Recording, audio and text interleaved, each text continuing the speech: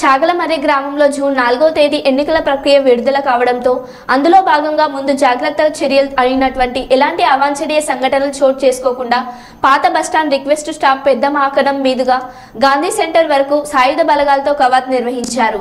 అదేవిధంగా డీఎస్పీ షార్పుద్దీన్ మాట్లాడుతూ 4వ తేదీన ఎన్నికల కౌంటింగ్ ప్రక్రియ సందర్భంగా చాగలమర్రి గ్రామంలో ఎలాంటి అవాంఛనీయ సంఘటనలు జరగకుండా 144 సెక్షన్ను అమలు పరిచామన్నారు. స్టేషన్కి తరలించి కేసు నమోదు చేయడం జరుగుతుంది. కౌంటింగ్ రోజున టపాసులు కాల్చడం, డ్రమ్ములు కొట్టడం, డీజేలు, కేకులు మరియు వీలలు వేస్తూ రెచ్చగొట్టడం చేయరాదు.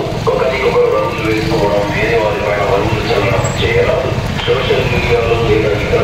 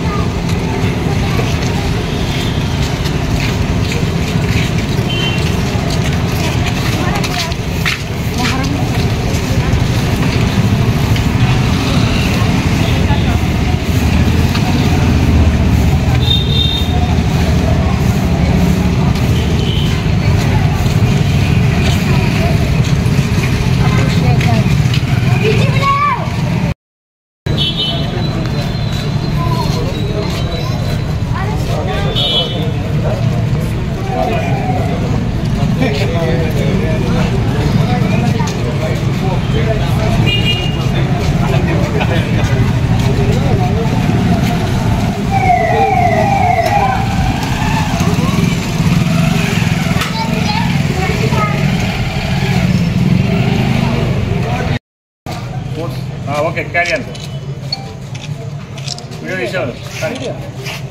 ఈ నెల 13/5/2024 తేదీ ప్రజల సహకారంతో అందరి సహకారంతో ఎన్నికలు ప్రశాంతంగా ఉంటుంది.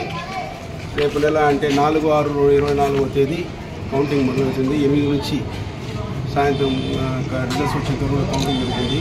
ముఖ్యంగా కౌంటింగ్ సందర్భంగా మనకు ఒక స్పెషల్ పార్టీ వచ్చింది, సిఏపిఎఫ్ పార్టీ వచ్చింది. 95 మంది వరకు వచ్చారు. వాళ్ళలో 42 మంది ఆలగడ్డ సబ్ డివిజన్కి అలాట్ చేయబడింది. వాళ్ళతో సబ్ డివిజన్ మొత్తంలో ఆలగడ్డ అసెంబ్లీ కాన్స్టిట్యూషన్ మొత్తం కూడా ఫ్లాగ్ మార్చులు, కార్డన్ సెర్చ్లు చేస్తున్నాము. అదేవిధంగా ఈరోజు చాగలమర్రి పట్టణంలో ఏమది బస్టాండ్ నుంచి మొత్తం ఓల్డ్ బస్టాండ్ నుంచి టౌన్ వరకు కూడా సుమారు 2 కిలోమీటర్ల వరకు ఫ్లాగ్ మార్చ్ పట్టణంలో చేయడం జరిగింది. ఇందువలన ప్రజలందరూ కోరేది ఏమంటే కౌంటింగ్ 4వ తేదీ రేపు నెల 4వ తేదీ కౌంటింగ్ జరుగుతుంది. దాని సందర్భంగా ఎవ్వరు కూడా గ్రామాలు వదిలి అసెంబ్లీ కాన్స్టిట్యూషన్ హెడ్ క్వార్టర్స్ కానీ నంద్యాలకు కానీ పోయేదానికి ప్రయత్నించొద్దు. ఇళ్లలో ఉండి ఈరోజు సెల్ ఫోన్ల ద్వారా టీవీ ద్వారా రిజల్ట్స్ కనుక్కోవచ్చు. ఎవరు వచ్చినా ఆళ్లగడ్డ పట్టణంలో కానీ లేకుంటే సిరివెల్లమెట్ట దగ్గర కానీ చెక్ పోస్టులు ఉంటాయి. ప్రతి ఒక్కరిని చెక్ చేసి క్యాండిడేట్స్ మరియు అనుమతించిన ఏజెంట్స్ మాత్రమే అలో చేయబడతారు.